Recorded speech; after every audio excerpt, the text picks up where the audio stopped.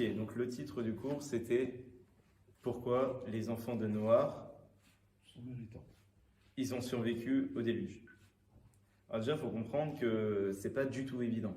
Le fait que Noach, lui, il ait mérité d'être sauvé n'implique pas forcément que ses enfants ou même sa famille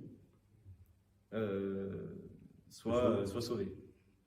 D'ailleurs, on voit dans Yéhézkiel, c'est marqué que justement, si jamais toute une ville, il y a un décret de mort, toute une ville doit mourir, c'est marqué que même s'il y a des tzadikim comme Noach, comme Daniel, comme Iyov, eh bien, eux, à la limite, ils peuvent être sauvés, mais leur famille, non. Donc, c'est pas du tout évident que parce que Noach, lui, il est sauvé, alors on inclut tout le package, toute sa famille proche.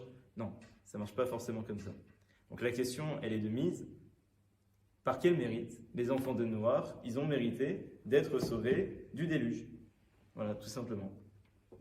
Et en fait, on va essayer de trouver une réponse à cela dans le premier verset de Parasha de Noach. Ele toledot Noach, Noach ish tzadik, tamim haya bedorotav, et Elohim italech Noach.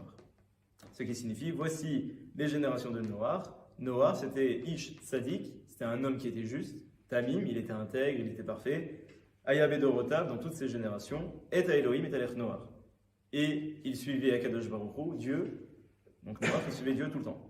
Yoled Noach Shlosha Banim, et voilà que Noach, il a engendré 3 enfants qui sont Shem, Japhet et Sam. Ouais, Shem, Ham et Yafet. À peu près. Shem, Ham et Yafet. Ok? Magnifique. Le problème, c'est qu'on commence avec une formulation qui est bizarre. C'est marqué Ele, Toledot, Noach. Voici les générations de Noach, donc on s'attend à quoi? À plusieurs générations. Oui, mais on s'attend d'abord et avant tout à ce que la Torah va énumérer tout de suite. Ses enfants, ses petits-enfants. Exactement. Le nom des enfants, au moins des enfants de Noach, qui sont Shem, Ham et Yafet. Or, la Torah ne fait pas ça. Je vous relis le verset. Ele Toledot Noach. Voici les générations de Noach. Et là, d'un coup, la Torah, elle ouvre une parenthèse et elle dit Noach, Ish Tzadik Tamim Haya Bedarotav. Noach, c'était un homme tzaddik, c'était un homme parfait, intègre, qui est dans toutes ses générations. Il n'y a pas un problème? On ne parle pas des enfants. Après, c'est seulement après, dans le second verset, va Yoled Noach chez le Shavanim. On nous dit que Noach, il a engendré 3 enfants, Shem, Ham et Yafet. Mais ça, si vraiment la Torah, elle s'ouvre dans la paracha de Noach par Ele Toledot Noach, il fallait le dire directement après. Ele Toledot Noach, Shem, Ham et Yafet. Non? Rashi, évidemment, il va répondre à cette question-là. Il dit comme ça. Ro'il veiskiro siper bishvacho.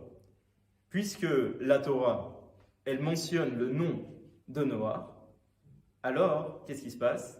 Tout mérite, c'est lui. La Torah va dire des louanges sur lui. Pourquoi? Parce qu'on a un fameux principe que tout le monde connaît, qui s'appelle Zecher Tzadik. Alors, Libracha. ouais, Zecher Tzadik Libracha. Lorsque on mentionne le nom d'un tzaddik, c'est pour la bracha. Ça, c'est Shlomo Améler, c'est un verset en vérité dans Michelet. C'est Shlomo Améler qui a inculqué cela. D'accord? Donc, puisque la Torah, elle mentionne le nom de Noach, donc cela paraît logique que Agav, en passant, la Torah, elle va donner des qualités de Noach. Et en l'occurrence, c'est ce qui se passe. Et les Toledot Noach, voici les générations de Noach. Là, on se serait attendu à ce qu'on donne les noms des enfants de Noach, mais non, la Torah, elle met pause, et là, elle te dit, tu sais c'est qui Noach? Noach, c'est un personnage extraordinaire. Noach, Ish Tzadik, c'était un homme, c'était un Tzadik, Tamim Haya Bedorotav. Pour comprendre qui était Noach, pour faire sa louange. Ok, c'est ce que dit Rashi. Davar Acher, Lelametra Shrikar Toloteem Shetalikim, Marasim Tovim. Et enfin, Rashi, il ramène une seconde explication qu'on verra à la fin. Il dit, c'est pour t'apprendre que les véritables engendrements, générations qui sont laissées par le Tzadik, ce sont les Marasim Tovim, ce sont ses bonnes actions.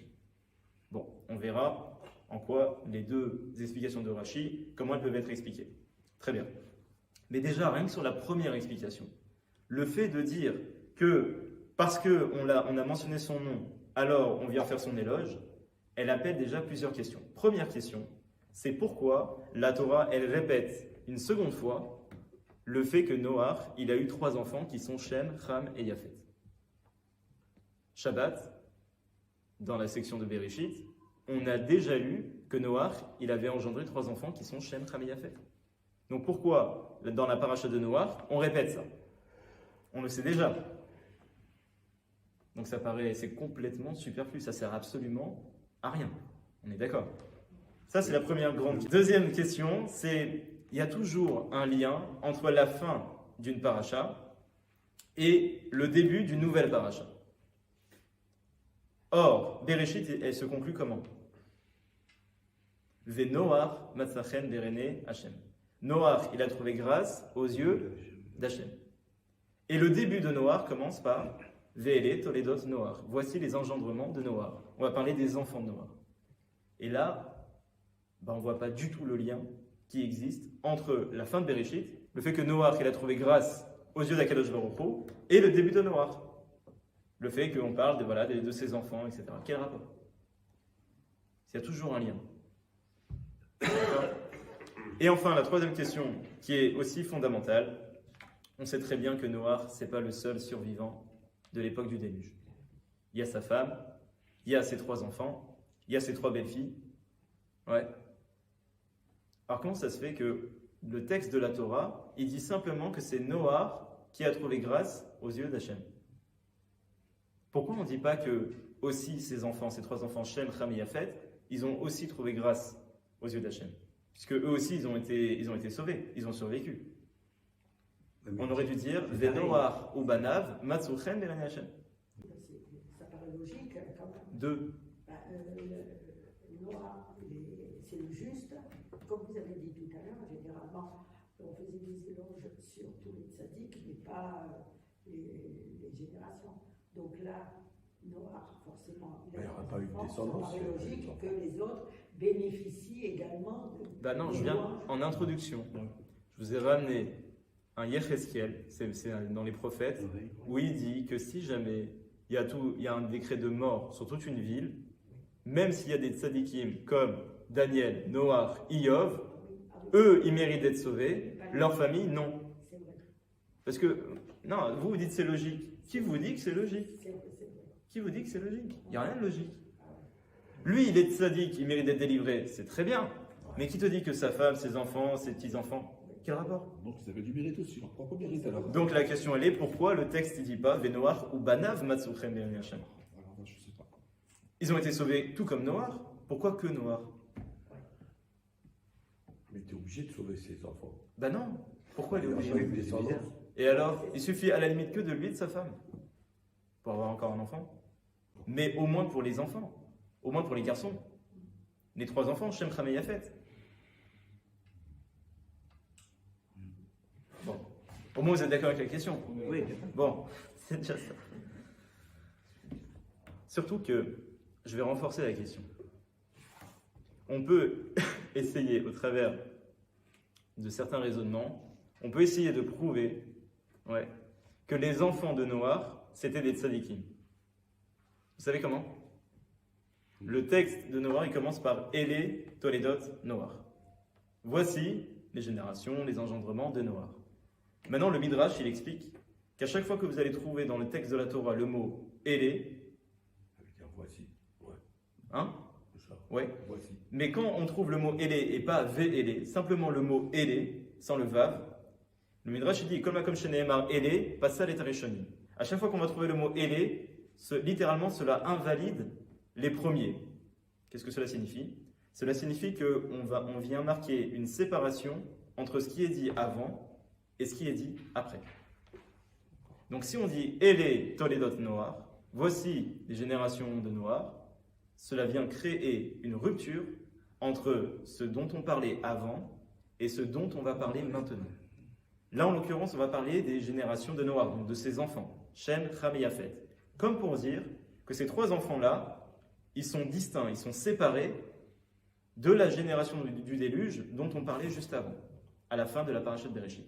Ce qui signifie entre autres que eux, ce sont des tzadikim et les autres des Récharim. Puisque le texte nous dit que eux, ils étaient des Récharim. Donc si le mot Élé il est utilisé, c'est pour dire que ces enfants-là, ils ne sont pas comme eux. Donc, sous-entendu, ce sont des tzadikim. Donc ça renforce la question. Si ce sont des tzadikim, le texte devrait nous dire venoar ou banav, matzouchen, belani Hashem. Donc, Ça va? Donc, ils n'ont pas bénéficié du mérite de leur père. Pour l'instant, on pose des questions. D'accord. Mais en tout cas, la question, elle est là. D'ailleurs, où est-ce qu'on voit ça, que le mot Élé, il vient marquer une rupture avec ce qui est dit auparavant? On a lu dans Parashat Bereshit, il y avait un verset qui disait Élé toledot hashamayim, voici les générations du ciel et de la terre, Behi bar'am, lorsque Kadosh Baruch Hu, il les a créés. Et le Midrash, il dit, au nom de Rabbi Abaou, toujours, il dit que là-bas, on a bien fait d'utiliser le mot Élé. Pourquoi? Parce que, en fait, Hachem, il a voulu montrer que ce qui a été fait avant, eh bien, ouais, mais c'était du n'importe quoi. Le Midrash, il explique qu'avant, Akadosh Baruch Hu, avant de créer ce monde, il en a créé bien d'autres, et il les a tous détruits. Pourquoi? Parce qu'ils n'ont pas trouvé grâce à ses yeux. Et donc c'est pour ça qu'on a utilisé Élé Toledot Hashamayim pour la création de ce monde-là, comme pour dire maintenant on va créer un monde, et cette fois-ci Hachem à chaque fois il va dire ça c'est bien, ça c'est bien, ça c'est bien, comme pour dire avant on a créé un monde, mais ils ont été détruits parce que c'était pas ça qu'il fallait. Ok? De là on apprend que le mot Élé, il est utilisé à chaque fois dans la Torah, lorsque c'est pas Vé-Élé, simplement Élé, pour marquer une rupture avec tout ce qui a été dit précédemment. Ça va? Magnifique. Il y a eu d'autres mondes avant. Oui. Il faut justifier pourquoi, comme on l'a expliqué, seulement pour Noach, on dit que Noach il a trouvé grâce aux yeux d'Hachem. Vous savez pourquoi? Parce qu'il y a un Zohar. Le Zohar il dit que Akadosh Baruch Hu il s'est adressé à Noach et il lui a dit sache que toi et toute ta famille vous allez être sauvés du déluge. Bon. Mais le Zohar il dit que lorsque Noach il a entendu ça, il n'a pas demandé la miséricorde pour le monde entier. En gros, il n'a pas prié pour que les autres y soient sauvés. Et le Zohar, il nous dit, à cause de ça, les autres, ils sont morts. Sous-entendu, si Noach, il avait prié pour les gens de sa génération, ils auraient été sauvés du déluge. Comme ça, il dit le Zohar. Et c'est la raison pour laquelle, dans Yeshayahu, dans les prophètes Isaïe, on appelle les eaux du déluge, on les appelle comment? Mais Noach, les eaux de Noach.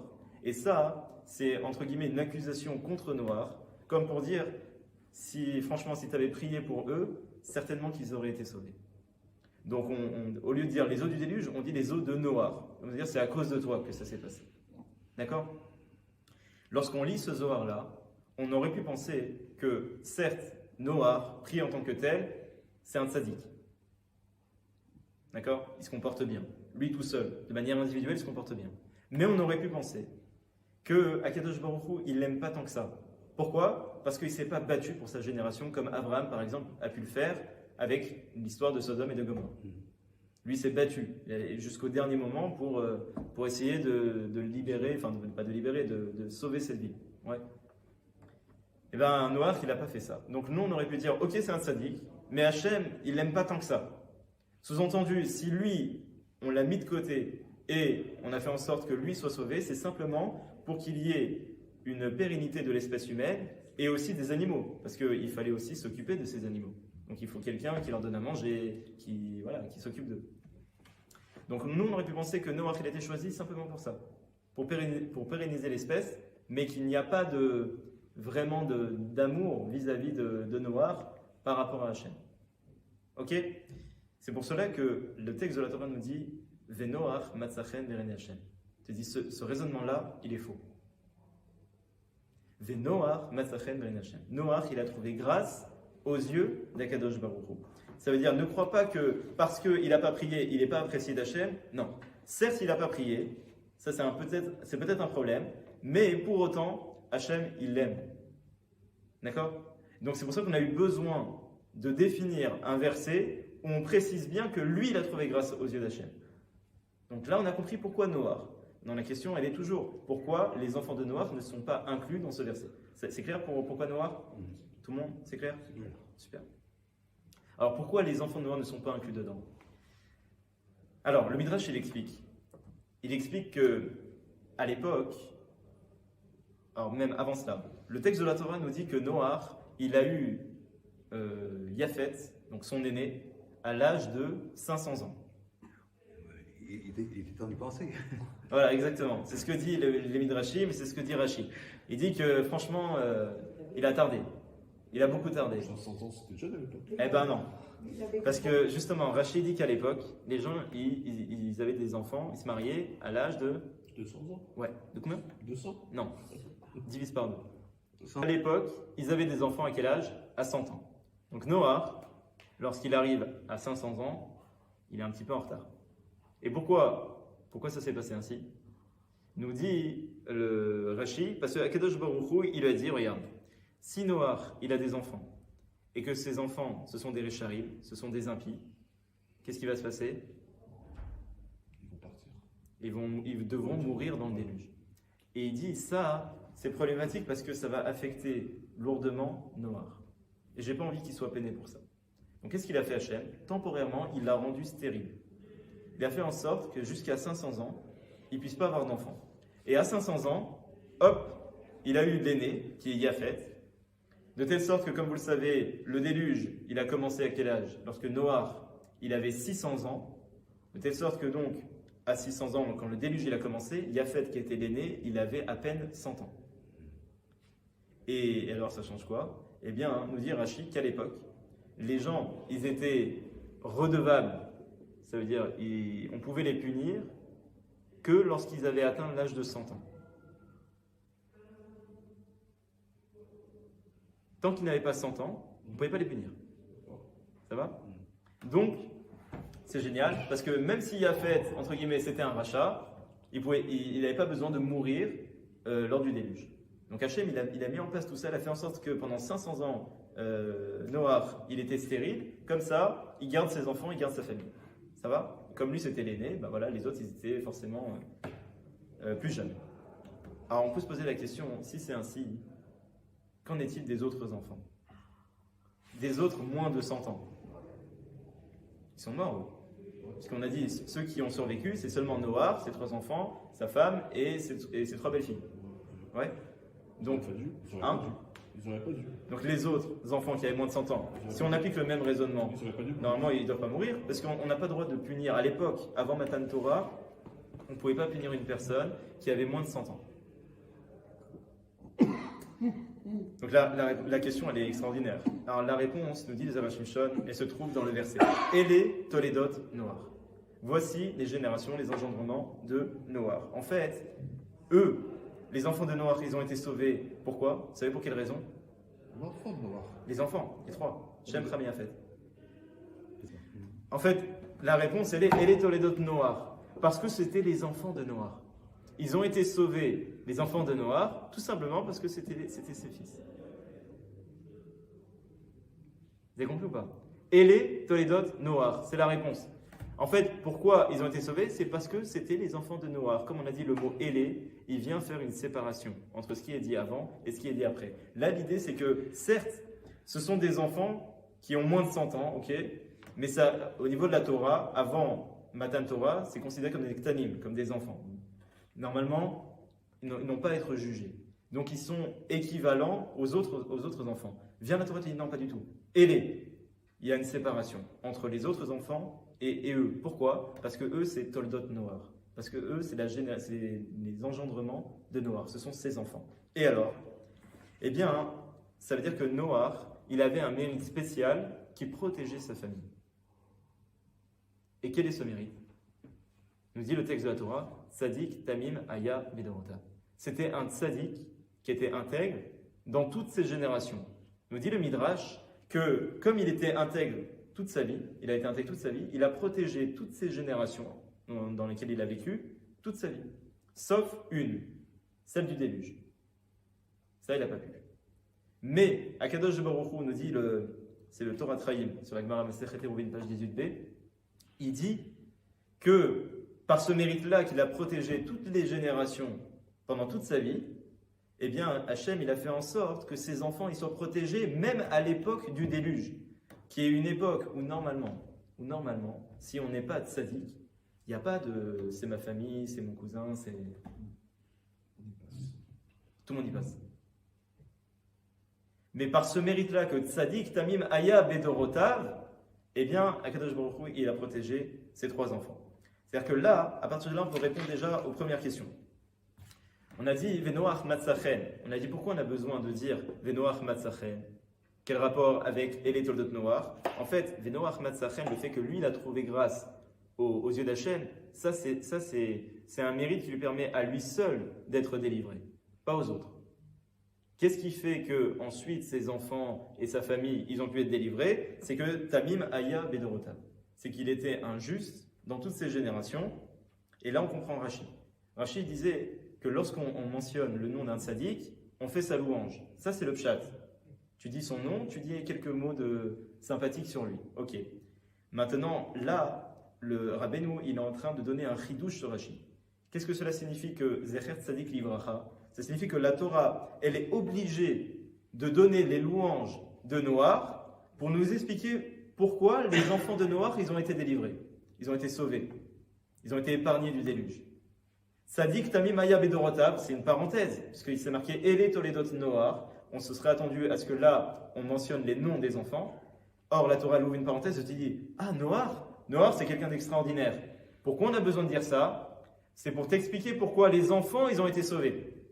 Donc en fait, les enfants, ils bénéficient du mérite de Noach.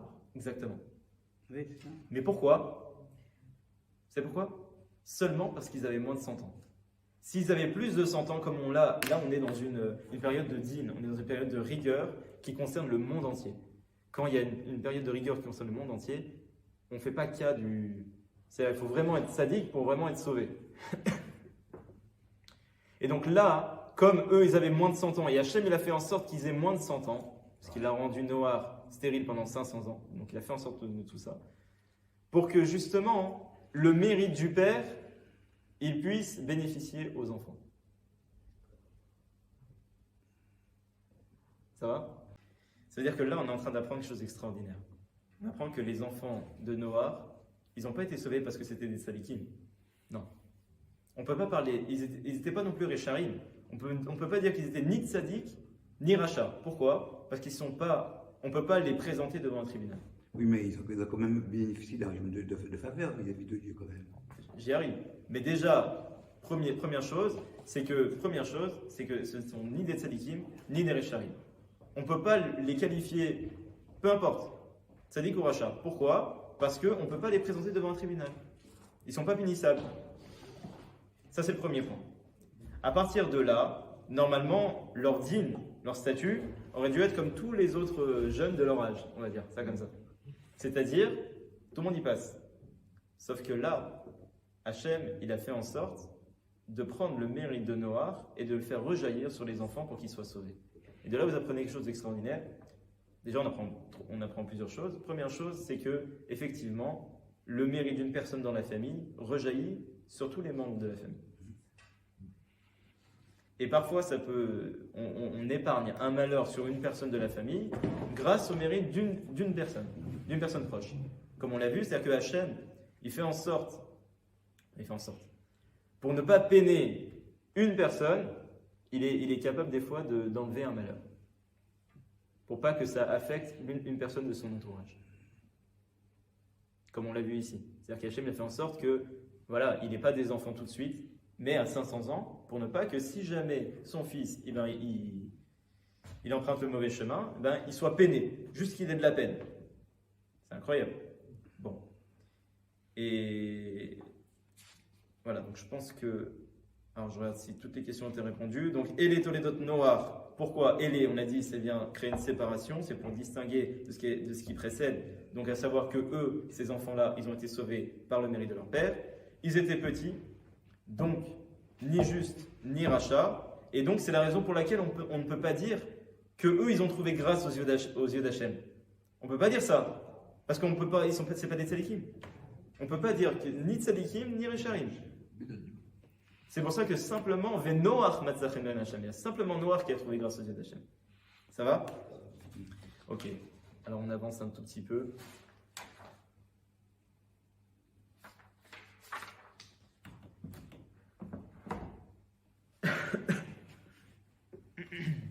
Et enfin, on a expliqué pourquoi il y avait cette parenthèse dans le premier verset de Noach. On avait dit, voici les engendrements de Noach. On se serait attendu à ce qu'il y ait les enfants. Et là, on dit, non. Noar, Ish, Sadik. En fait, c'est pas que d'un coup on savait pas quoi dire et puis on fait un HS. C'est pas du tout ça. Non, c'est pour nous expliquer par quel mérite eux ils ont été sauvés. Contrairement justement aux autres. Et ce contrairement aux autres, il est en allusion dans le mot Élé, qui toujours indique une séparation. Voilà. Donc ça, c'était pour la première explication selon Rabbeinu de Rashi. Maintenant, je vous ai dit, il y a une seconde explication de Rashi. Rashi, il avait dit Davar acher, l'elametra shel toldotehem shel tzadikim marasim tovim. Cela vient apprendre que l'essentiel des engendrements des tzadikim, ce sont ces bonnes actions. D'accord?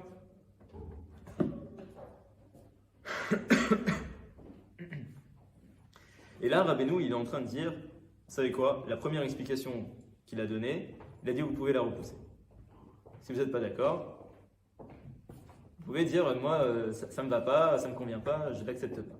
De dire qu'ils n'étaient pas tzadikim et que c'est uniquement le mérite de leur père qui leur a valu d'être sauvés, on peut dire ouais c'est un petit peu Tire pas les cheveux. Bah ouais. non, c'est pas tiré par les cheveux, non, on l'a prouvé, mais c'est un petit peu fort, on y va fort.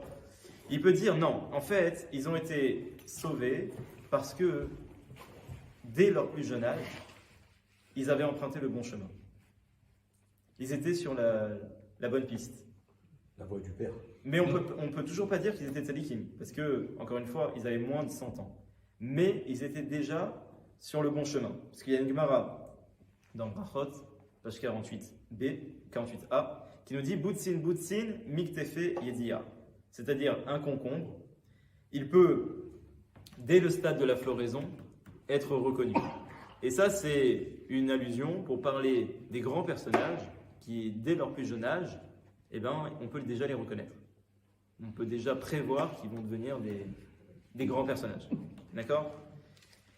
Et donc, il se sert de ça pour dire que ces enfants-là, les enfants de Noar, déjà, dès leur plus jeune âge, ils avaient imité, on va dire, le comportement de leur père qui était Noar, qui lui est tzaddik, Maya Vedorotav, c'était un vrai tzaddik. Et donc, on pouvait déjà prévoir que dans le futur, ils allaient devenir des tzaddikim. Et ça, c'était suffisant pour mériter d'être délivrés. Contrairement aux autres garçons. Les autres garçons qui, eux, n'avaient pas leur père, qui faisait des bonnes actions. Donc eux, généralement, un enfant, il imite son père. Ils imitaient leurs parents qui faisaient n'importe quoi. Et donc eux, ils n'avaient pas ce mérite supplémentaire. Et à partir de là, on peut essayer de comprendre le verset « Elé Toldot Noar ».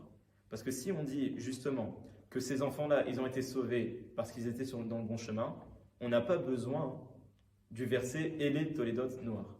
Parce qu'on a expliqué que « Elé », ça indique une coupure, une séparation. Pour dire, ces enfants-là, ils sont distincts des autres. Mais on n'a pas besoin de le savoir. On sait déjà que les enfants des autres, ils se comportent mal. Donc on n'a pas besoin de nous dire que les enfants de Noar, ils sont différents. Et en fait, Rabbeinu, il explique qu'il faut justifier donc, ce verset, maintenant qu'il est devenu inutile. Et donc il explique que ce verset est là pour nous apprendre que les bonnes actions du Père profitent aux enfants. Dans le sens où c'est ça qui va les mettre dans le droit chemin.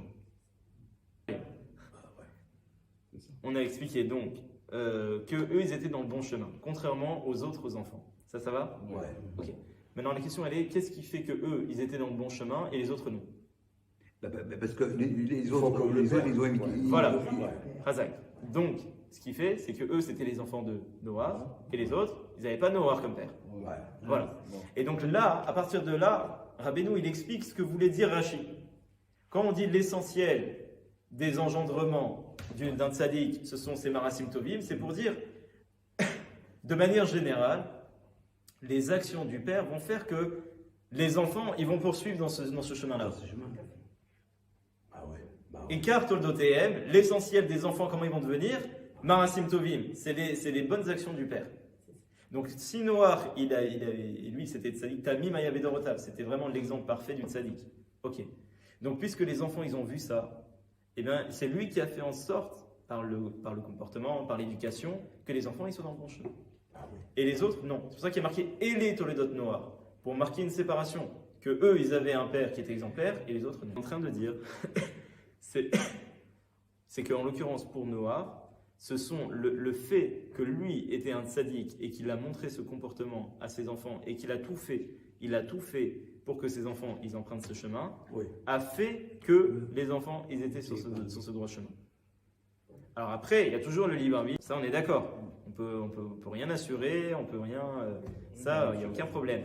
En revanche, c'est à nous de faire le maximum que l'on peut faire pour que les enfants ils soient dans le droit chemin. Là, ce qu'on est en train de dire, c'est que le père, le parent, il doit tout faire pour que ses enfants ils soient dans le bon chemin. Et une mitzvah va entraîner une mitzvah. Oui, mais ça- Il y aura une aide divine pour que les enfants ils continuent dans ce droit chemin. C'est tout. Il n'y a pas de loi fondamentale. D'accord? Mais en tout cas, comme ça, le Rabbeinu Shimshon, il explique pour Noah. Il dit que c'est les actions de Noah qui ont entraîné, c'est ces mots. Il dit que c'est les actions de Noah qui ont entraîné le fait que les Bnei Noah, ils soient dans le bon chemin. Et ça, c'est pas, on n'est pas en train de parler de quelque chose de magique. C'est pas une ségoula. C'est simplement qu'ils ont vu leur père bien agir. Et généralement, un enfant, il a envie de reproduire le comportement de son père. Maintenant, il y a toujours des exceptions. Il y a toujours des enfants qui n'ont pas du tout envie, au contraire, qui vont faire tout le contraire. Ça, il y aura toujours des exceptions. On parle de manière générale. Et en l'occurrence, c'est comme ça que Rabbeinu, il explique pour Noah et ses enfants. Ça va? Voilà, donc c'est comme ça qu'il explique Rashi. Il dit que les cartes d'OTM, les actions des pères, ce sont l'essentiel pour les enfants. Et en fait, ça, il faut le prendre en tant que moussard. C'est qu'effectivement, ça paraît complètement évident. Et c'est la raison pour laquelle on ne dit pas, même d'après cette seconde explication de Rashi, on ne dit pas que les enfants de Noach, ils ont trouvé grâce aux yeux d'Hachem. Pourquoi? Parce que, encore une fois, ils n'avaient pas l'âge. Donc, Oui, même, mais- oui, ils étaient dans le bon chemin, mais on ne pouvait pas dire qu'ils étaient tzadikim. Vous avez compris? Ouais. Ça veut dire que sur toute la Terre, il y avait 7 personnes. Ah, il y a le qui étaient de la route, on va dire. des Richarim, alors. Bah, le reste, ils sont morts. Hein. Ça veut dire qu'il y a 7 personnes sur toute la Terre qui étaient. Ça fait 8. Il n'était pas le 3, 6, 8, ouais. Ça fait 8 personnes dans tout le monde entier qui étaient correctes, on va dire. C'est Canirait. un peu. Eh ben, en tout cas, c'est ce qu'il en est énorme, resté. C'est énorme, quoi. C'est ce qu'il en est resté. C'est même Il pas faut voir les 1%. midrashim, tu sais, les midrashim, quand tu vas les voir, ils faisaient tout et n'importe quoi. Hein. Marqué qu'ils se mariaient entre hommes, ils se mariaient entre hommes et ils écrivaient des ktubot.